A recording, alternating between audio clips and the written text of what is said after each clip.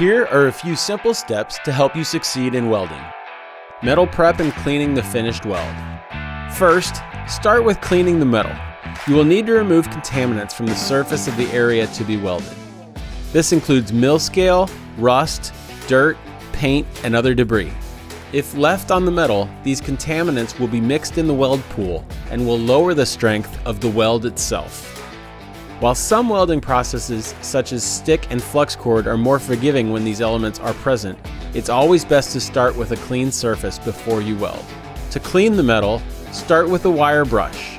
Lincoln Electric offers a variety of handheld and rotating wire brushes. And remember to always wear eye protection.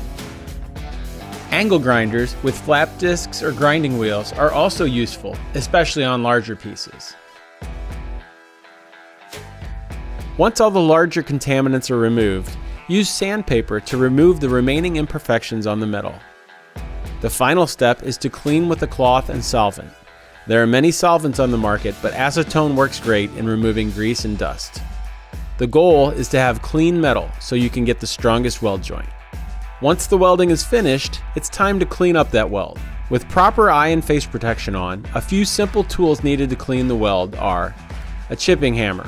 Use it to remove the slag left from the welding process. Next, use a wire brush to clean the weld. And finally, if you want a smooth surface, use a flap disc or grinding wheel to smooth down the weld. Of course, all of these should be used with the proper eye and face protection. Following these simple steps will help you succeed in welding. And make sure to check out the complete line of Lincoln Electric welders, consumables, and accessories.